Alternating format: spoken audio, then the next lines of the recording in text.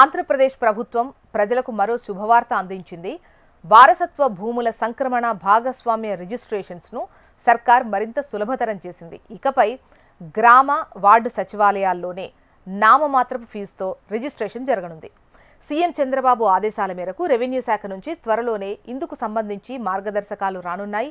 ఇది భూముల రిజిస్ట్రేషన్ ప్రక్రియను మరింత సులభతరం చేయడంతో పాటు రైతులు, సాధారణ ప్రజలు ఎదుర్కొంటున్న ఇబ్బందులను తొలగించనుందని హర్షం వ్యక్తం చేస్తున్నారు.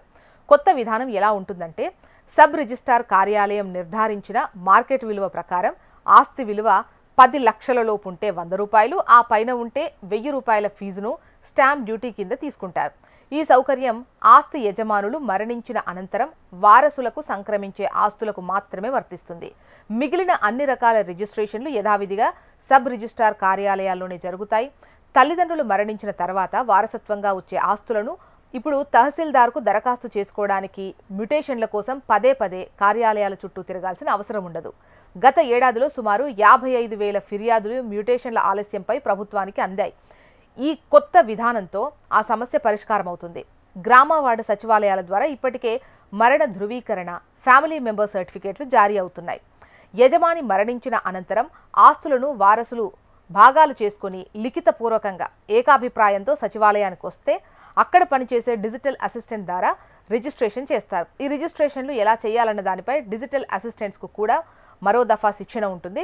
రిజిస్ట్రేషన్ చేయడం వల్ల భూముల రికార్డుల్లో వివరాల నమోదు అంటే మ్యుటేషన్ ఆటోమేటిక్గా జరుగుతుంది. వారసులకు ఈ పాస్బుక్ కూడా జారీ అవుతుంది. వారసులుగా ఉన్నవారి నుంచి ఈ కేవైసీ సైతం తీసుకుంటారు. తమ ఆస్తికి ఎందుకు రిజిస్ట్రేషన్ చేయించాలి అనే ఉద్దేశంతో కొందరు ఉండటం వల్ల చనిపోయిన వారి పేర్లు భూముల రికార్డుల్లో అలాగే ఉండిపోయి అనేక సమస్యలు ఎదురవుతున్నాయి.